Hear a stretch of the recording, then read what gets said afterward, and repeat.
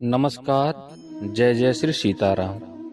आज हम चर्चा करेंगे कि हमारे जीवन में जो हमारे कर्तव्य होते हैं इस संसार के प्रति, देवताओं के प्रति, माता पिता के प्रति और हमारे पितरों के प्रति जो हमारे कर्तव्य होते हैं उनको कैसे करना चाहिए और क्यों करना चाहिए। श्राद्ध पक्ष आने वाला है तो इसलिए हम चर्चा करेंगे कि इस संसार में आत्मा क्या है, जीवात्मा क्या है, श्राद्ध क्यों किया जाता है, पुत्र को क्यों श्राद्ध करना चाहिए और इसके अलावा श्राद्ध का जो अर्थ क्या है, मुख्य विषय क्या है। ऐसे बहुत सारे विषयों पर हम चर्चा करेंगे। आज हम एक भूमिका स्वरूप में यह समझना चाहेंगे कि हमारे जीवन का सत्य क्या है और इसी की श्रृंखला में हम श्राद्ध से संबंधित संपूर्ण विषय को प्रस्तुत करेंगे। आप लोगों से निवेदन है कि हमारे चैनल को सब्सक्राइब कर लीजिए और बेल आइकन प्रेस कर दीजिए। यह मैं इसलिए कह रहा हूँ कि इसमें मेरा कोई स्वार्थ निहित नहीं है, सिर्फ इसलिए कि जो मैं थोड़ा बहुत श्रम कर रहा हूँ सनातन धर्म के संस्कारों को और ज्ञान को आप तक पहुँचाने के लिए, वो बिना आपको सर्च किए सरलता से प्राप्त हो जाए और मेरा कोई उद्देश्य नहीं है। अगर आप चैनल को सब्सक्राइब करके रखेंगे तो आपको जो भी चीज़ें हैं सरलता से प्राप्त होती रहेंगी। आइए हम बात करते हैं अपने विषय पे। जब हम जीवन को देखते हैं तो हमें यह ज्ञात होता है कि हमारा जो जीवन है इसकी परिसमाप्ति जो है मृत्यु से होती है और यह ध्रुव सत्य है, इसको सभी ने स्वीकार किया है। और जब हम देखते हैं अपने आसपास तो यह प्रत्यक्ष हमको दिखाई भी पड़ता है। लेकिन हम यह समझते हैं कि जब किसी की मृत्यु होती है तो जीवात्मा हमको दिखाई क्यों नहीं देता है। कारण क्या है कि वह सूक्ष्म से भी सूक्ष्म होता है, इसलिए हम उनको इन चर्म चक्षुओं से नहीं देख सकते। अर्थात हम अपनी जीवात्मा को इन जो हाड़ मांस से बनी हुई आँख है इससे नहीं देख सकते हैं। श्वेता स्वरूप उपनिषद 5:9 में कहा गया है, बालाग्रसत भाग्यस्य सतधा कल्पितस्य च भागो जीवः सविज्ञेयः स चान्यत्याय कल्पते। बाल की नोक के 100वें भाग को पुनः 100 भागों में कल्पना किए जाने पर जो भाग होता है वही अर्थात उसी के बराबर जीव का स्वरूप समझना चाहिए और वह असीम भाव वाला होने में समर्थ है। अर्थात इतना सूक्ष्म अति सूक्ष्म होता है कि हम सामान्य नेत्रों से उसका दर्शन नहीं कर पाते हैं। तो जो वह जीवात्मा इस जीवन में कर्म को करता है उसको भोगने के लिए उसे अंगुष्ठ पर्व परिमित आतिवाहिक सूक्ष्म अतीन्द्रिय शरीर धारण करता है। अर्थात अंगूठे के बराबर वह शरीर धारण करके जो इस जन्म में कर्म को किया है उसके प्रतिफल को वह भोगता है। तत्क्षणात् सोत गृह वाति शारीरम चातिवाहिकम अंगुष्ठ पर्व मात्रम तु स्वप्राणैरैव निर्मितम। स्कंद पुराण 1:2-50-62। जो मैंने भी चर्चा किया है कि अंगूठे के बराबर शरीर प्राप्त होता है उसके संबंध में प्रमाण है।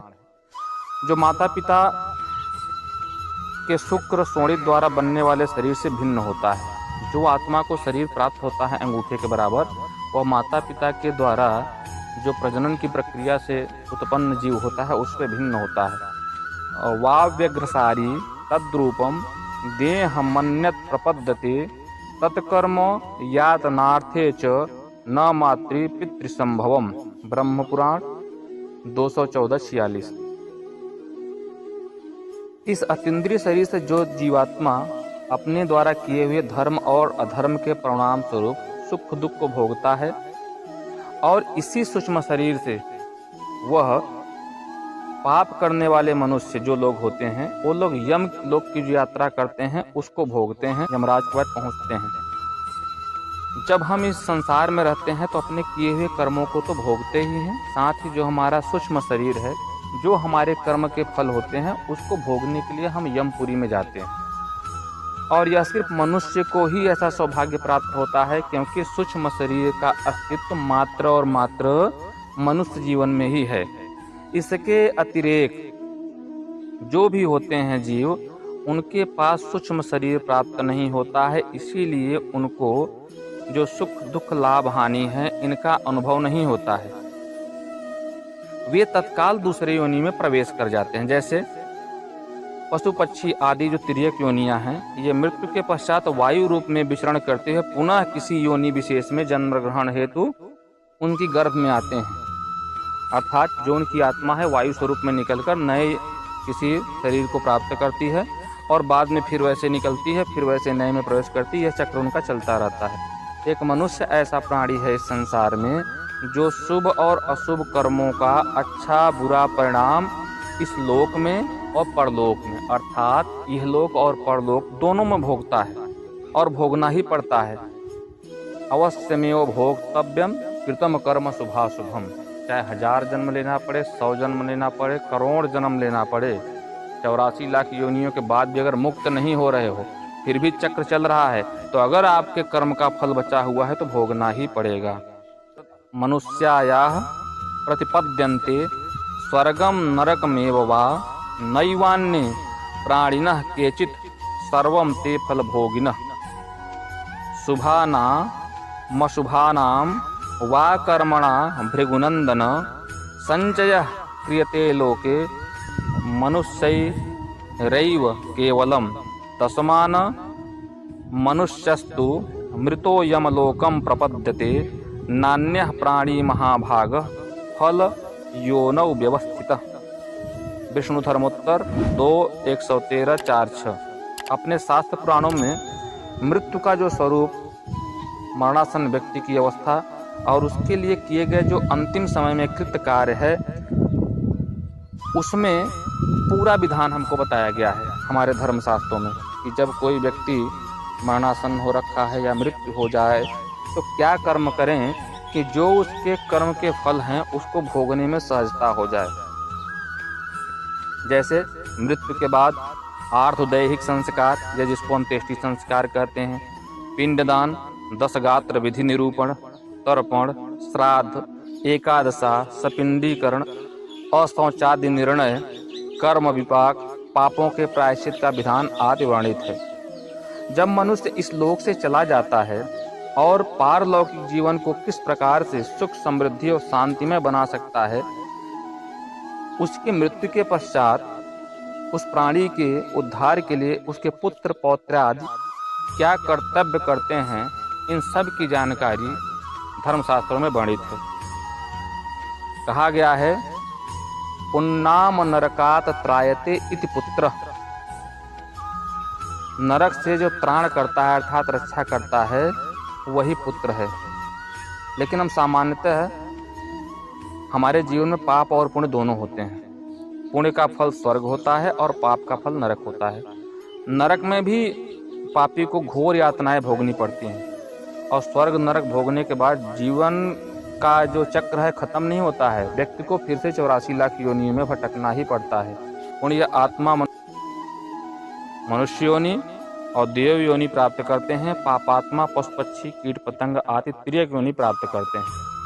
अतः शास्त्रों के अनुसार पुत्र पौत्रादि का यह कर्तव्य बनता है कि अपने माता पिता तथा पूर्वजों के निमित्त श्रद्धापूर्वक कुछ ऐसे शास्त्रोक्त कर्म करें जिससे उन मृत प्राणियों को परलोक में अथवा अन्य योनियों में भी सुख प्राप्ति हो सके। इसीलिए भारतीय संस्कृति तथा सनातन धर्म में पितृ ऋण से मुक्त होने के लिए अपने माता पिता का, परिवार के मृत प्राणियों के निमित्त श्राद्ध करने की अनिवार्य आवश्यकता बताई गई है और इसी श्राद्ध कर्म को पितृकर्म भी कहा जाता है। पितृकर्म से तात्पर्य पितृपूजा से है। अब ध्यान देने वाली बात है कि पितृपूजा और देव पूजा में अंतर क्या है। पितृपूजा में वाक्य की शुद्धता तथा क्रिया की शुद्धता मुख्य रूप से आवश्यक है। कहा गया है पितरो वाक्यमिच्छन्ति भावमिच्छन्ति देवताः। पितर वाक्य और क्रिया की शुद्धि होने पर पूजा स्वीकार करते हैं, जबकि देवता भावना शुद्ध होने पर। क्रिया तथा वाक्यों में कोई त्रुटि हो जाए तब भी देवता प्रसन्न हो जाते हैं और अपने भक्त की पूजा स्वीकार करते हैं। किंतु अगर पितृ कार्य में वाक्य अशुद्धि और त्रुटि हो जाए तो बहुत ही हानि उठानी पड़ती है। इसीलिए देव कार्य की अपेक्षा पितृकर्म को बड़ी सावधानी पूर्वक करना चाहिए। आज के समाज में हम देखते हैं कि हमारे जीवन में बहुत सारी समस्याएं हैं। किसी की कुंडली में पितृदोष बना हुआ है, किसी के मरने के पश्चात उसका अंत्येष्टि सही से नहीं होता है, सपिंडीकरण, एकादशा, वार्षिक श्राद्ध नहीं होता है, तर्पण, पारणव, श्राद्ध इत्यादि नहीं किया जाता है। इसका परिणाम क्या होता है कि हमारे जीवन में क्लेश बना रहता है, संतति की वृद्धि रुक जाती है, धन का अभाव बनता है, दरिद्रता आती है, परिवार में कलह क्लेश बना रहता है, प्रत्येक व्यक्ति परिवार का किसी न किसी रोग से ग्रस्त हो जाता है। तो वंश की वृद्धि और जो हमारे जीवन में प्राप्त होने वाले व्यवसाय, व्यापार आदि की वृद्धि है, इन सब की जो वृद्धि है वह पितृ की कृपा से होता है। और जो हमारे मुक्ति और मोक्ष का मार्ग होता है, जो हमारे बुरे कर्म होते हैं, उसका क्षय देव कार्य से होता है। तो अगर जीवन में भौतिक सुखों को पाना चाहते हैं तो पितृ कर्म को श्रद्धा पूर्वक विधि विधान से अवश्य करना चाहिए। अपने पितरों का श्राद्ध, तर्पण, अंत्येष्टि, पिंडदान, सपिंडीकरण, एकादशा, द्वादशा सहित वार्षिक श्राद्ध, पारणव श्राद्ध तथा जो भी विशेष श्राद्ध हैं उन सबको श्रद्धा पूर्वक करना चाहिए। आने वाली जो हमारी वीडियो की श्रृंखला है उसमें मैं इसी श्राद्ध के संबंध में पूरा विवेचन करूंगा। साथ ही साथ श्राद्ध का क्या तात्पर्य है, क्या मतलब है, सपिंडीकरण क्यों करना चाहिए, एकादशा क्यों करना चाहिए, पितृपक्ष क्यों बना हुआ है, क्यों पितृपक्ष में ही पितरों का पूजन होता है, किसी की मृत्यु हो जाने पे मरना शौच क्या है, जना शौच क्या है। इसके अलावा जितने भी विषय हैं आपके अंत कर्म से संबंधित, आपके से मतलब है कि जो हमारे जीवन में अंत्य कर्म से संबंधित जितने भी प्रश्न हैं उन सब के समाधान को प्रस्तुत करेंगे, जो हमारे धर्मशास्त्र है उसका अवलोकन करके। आशा है यह वीडियो आपको रुचिकर लगी होगी, प्रिय लगी होगी।